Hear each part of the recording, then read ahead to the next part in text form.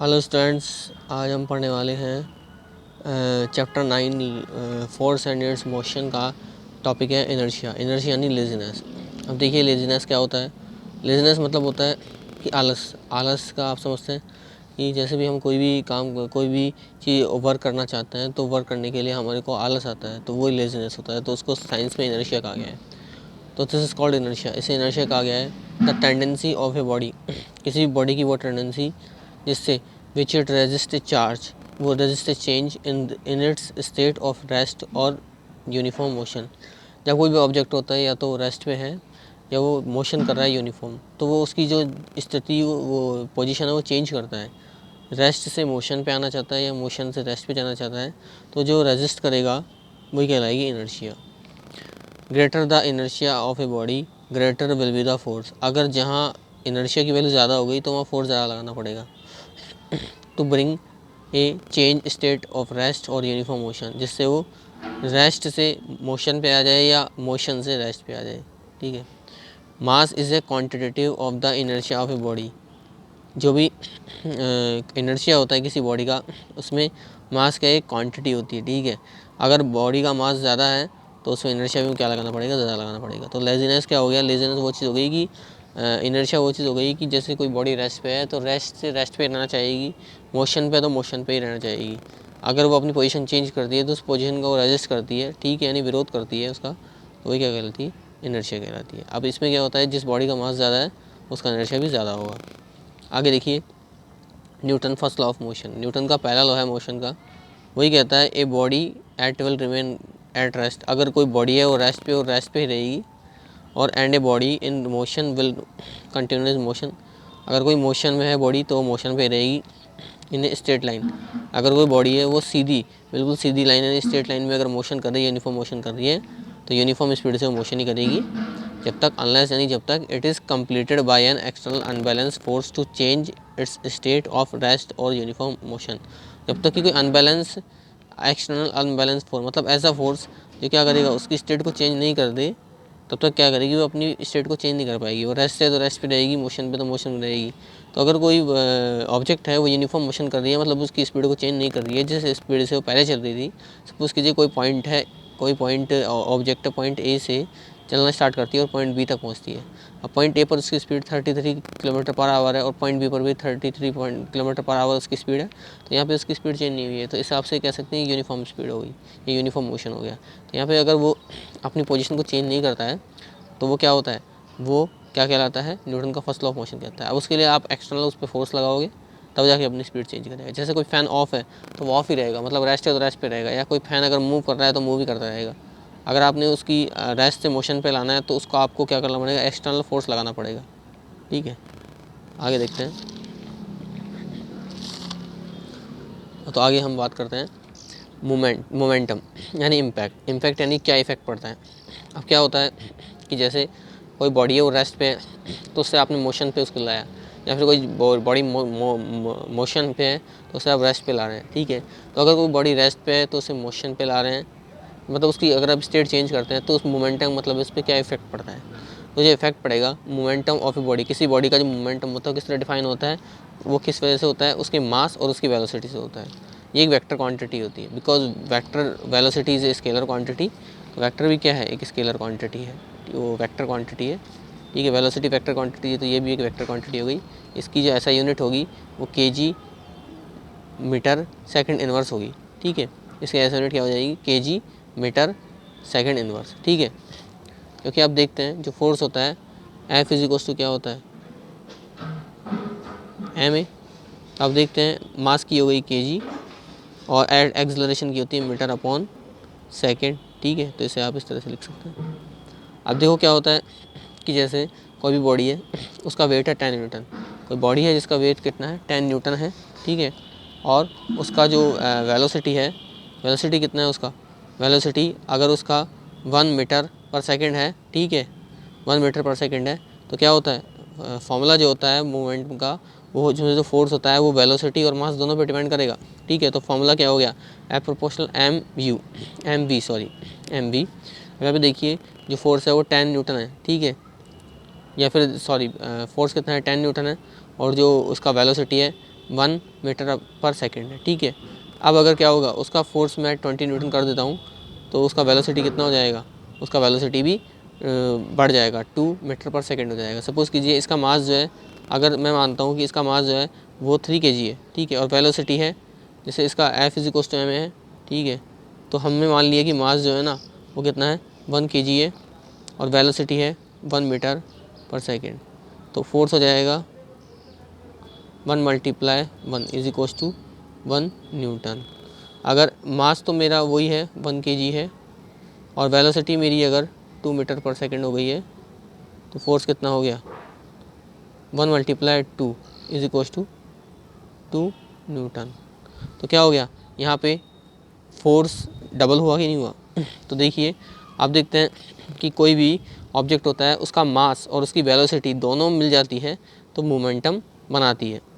जिसे हम mv, इसे pv बोल सकते हैं, इसको मोमेंटम को p से डिनोट करते हैं। तो what quantity are required for the force to be applied. अब कोई भी फोर्स होता है उसको अप्लाइड करने के लिए ये दोनों क्वांटिटी मस्ट है, ज़रूरी है।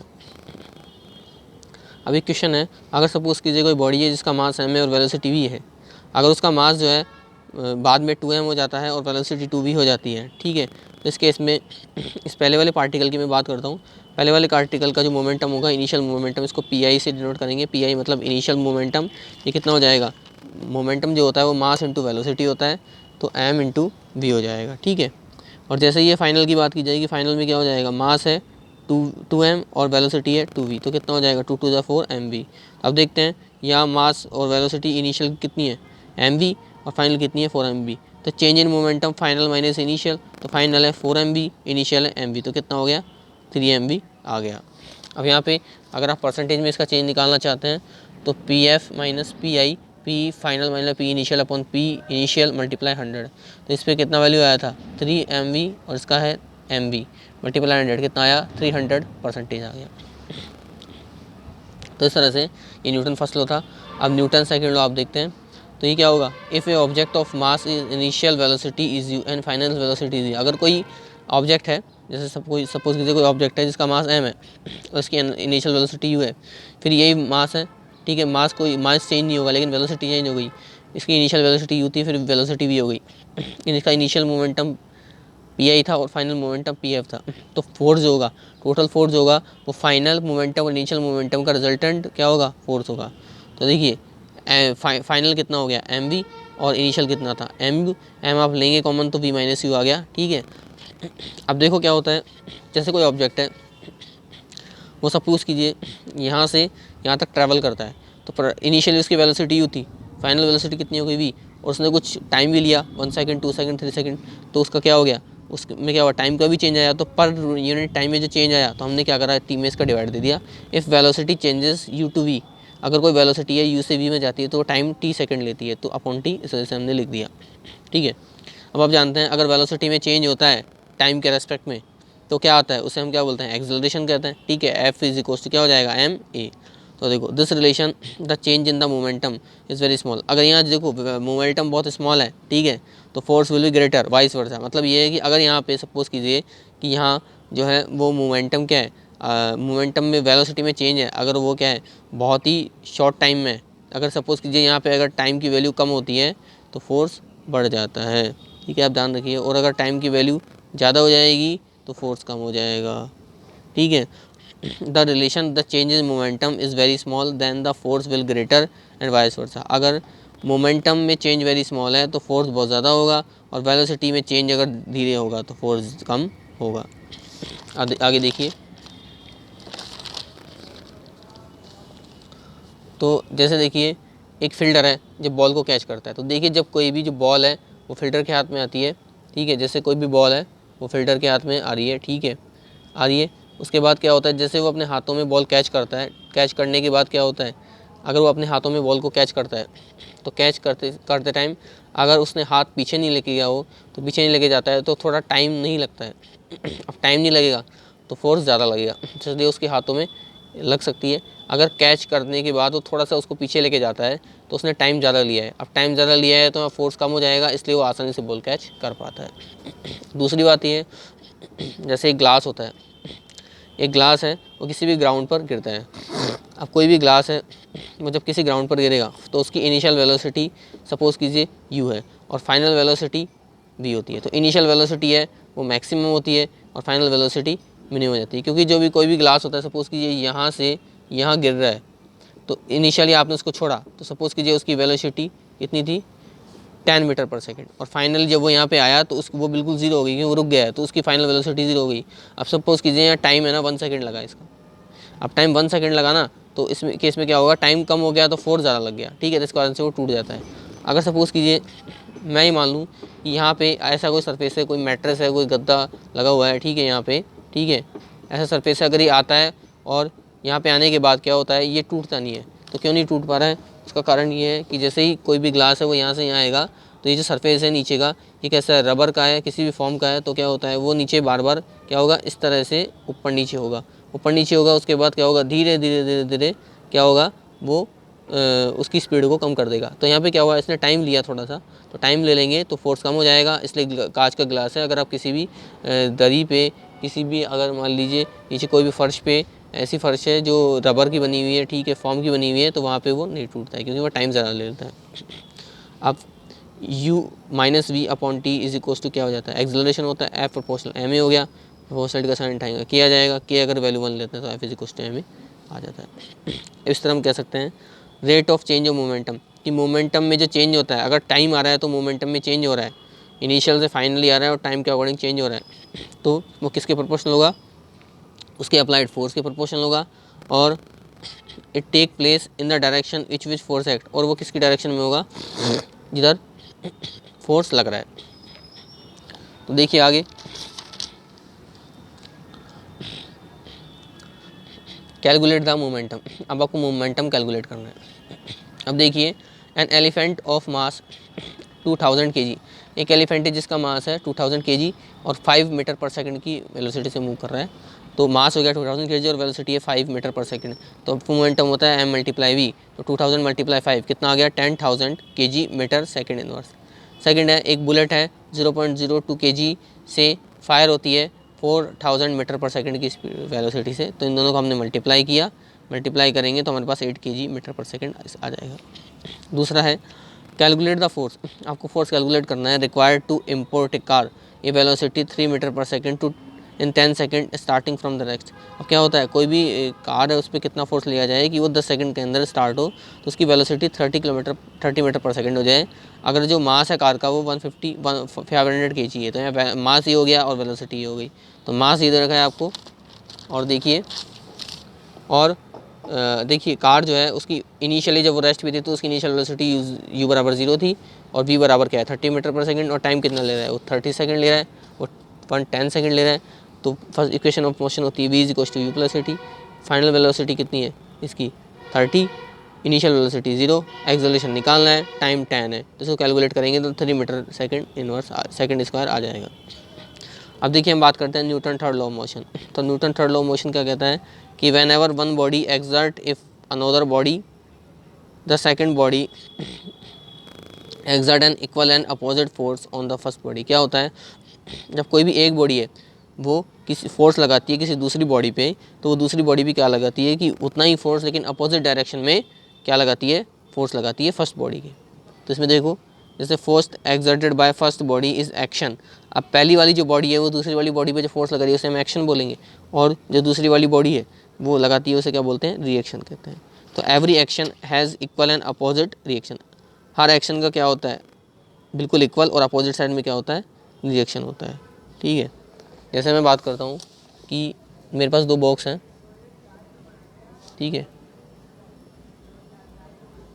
ठीक है, तो क्या होगा, जैसे यहाँ पे मैंने इसको 5 न्यूटन फोर्स लगा के खींचा हुआ है, और ये है इसको भी मैंने 5 न्यूटन फोर्स से खींचा हुआ है।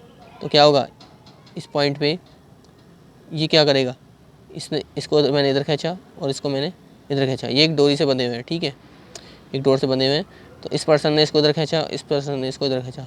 अब जितना फोर्स इसने लगाया ना उतना ही फोर्स इसने लगाया हुआ है, तो इक्वल अमाउंट में लगा हुआ है, तो ये खिसक पाएगी, नहीं खिसक पाएगी। ठीक है, तो ये एक्शन हो जाता है और ये रिएक्शन हो जाता है, या इसको आप एक्शन ले लीजिए, इसको आप रिएक्शन ले लीजिए। अब जैसे ये 5 न्यूटन हो गया, ठीक है, तो अपोजिट साइड में ये क्या हो गया, जैसे इधर की वैल्यू आप पॉजिटिव लेते हैं तो इधर की वैल्यू क्या हो गई, नेगेटिव हो गई। ये 5 न्यूटन पॉजिटिव हो गया तो 5 न्यूटन क्या हो जाएगा, नेगेटिव हो जाएगा। तो कुल फोर्स क्या हो जाएगा, 0 हो जाएगा। इस तरह से इक्वल अमाउंट में क्या हो गया, फोर्स हुआ, ठीक है। तो इसका एग्जांपल है when we walk on earth, जब हम अर्थ पे चलते हैं, ठीक है, तो आवर फीट्स एक्सर्ट और पुश बैकवर्ड टू अर्थ। तो क्या होता है, हम जैसे ही चलते हैं तो जैसे हमारे ये फीट होते हैं इस तरह से, ठीक है, तो ये क्या करते हैं, ठीक है, तो ये वाला फीट जो है, ये वाला फीट है, ये अर्थ को बैकवर्ड पुश करता है, बैकवर्ड पुश करता है, ठीक है, पुश बैकवर्ड टू अर्थ, ये अर्थ को बैकवर्ड पुश करता है। तो अर्थ क्या करती है, एक फोर्स एक्सर्ट करती है अपोजिट साइड में। तो अर्थ क्या करती है, एक फोर्स लगाती है अपोजिट साइड में, इधर की तरफ एक फोर्स लगाती है, रिएक्शन फोर्स लगाती है, जिससे क्या होता है, हम चल पाते हैं। लेकिन अर्थ जो है, जैसे ये इसको पुश करता है तो ये पीछे क्यों नहीं गिर सकती है, खिसकनी चाहिए। ऐसा इसलिए नहीं होता क्योंकि F is equal to m a होता है। अब ए इधर चले गया तो F अपॉन ए बराबर एम हो गया। अब किसी बॉडी का मास ज़्यादा है तो उसका एक्सेलरेशन कम हो जाएगा। तो अर्थ की कंपैरिजन हमारा मास क्या है, बहुत कम है, ठीक है। तो सपोज़ कीजिए ऐसे मान लीजिए कि जो अर्थ होता है उसका मास हमारे कंपैरिजन में बहुत ज़्यादा होता है, तो उसका एक्सेलरेशन कम हो जाएगा, इसलिए वो नहीं खिसक पाती, ठीक है। इसका अदर एग्जांपल है बोट का। जैसे कोई पर्सन है, वो बोट में ट्रैवलिंग कर रहा है, ठीक है, उसके बाद क्या होता है, जैसे वो बोट से जंप मारता है, तो जैसे ही बोट से जंप मारता है तो बोट जाती है पीछे की तरफ और जो पर्सन है वो आगे की तरफ चले जाता है। तो एक्शन क्या हुआ, बोट को पीछे की तरफ उसने किया, और रिएक्शन क्या हुआ, वो आगे चला गया। ऐसे बलून का एग्जांपल लेते हैं। बलून क्या होता है, जब कोई बलून होता है उसको आपने एयर दे के उसको वो अगर भर जाता है, एयर उसके अंदर होती है, ठीक है, एयर के बाद वो जैसे ही फूलता है, तो फूलने के बाद उसको आप छोड़ते हैं, तो छोड़ने के बाद जो नीचे की गैस होती है वो नीचे की तरफ एक्शन वाला फोर्स लगाती है, और उसका रिएक्शन होता है कि ऊपर उड़ पाता है वो। इस तरह से रॉकेट होता है। रॉकेट क्या होता है, उसके अंदर फ्यूल होता है, फ्यूल बर्न करता है। तो फ्यूल जैसे बर्न करता है तो उसकी गैसेस जो है वो नीचे की तरफ एक्शन वाला फोर्स लगाती है, और जैसे जैसे वो ऊपर उड़ पाता है तो वो क्या होता है, रिएक्शन वाला फोर्स हो जाता है। तो आई होप ये तीनों जो न्यूटन के लॉज थे, Newton first law, Newton second law, Newton third law, ये आपको बहुत अच्छे समझ में आए होंगे। और इसके अलावा और भी कोई टॉपिक है तो मुझे बताइएगा कमेंट करके, और मेरे चैनल को सब्सक्राइब कीजिए, लाइक कीजिए, शेयर कीजिए और कमेंट कीजिए अगर अच्छा लगे तो। Thank you.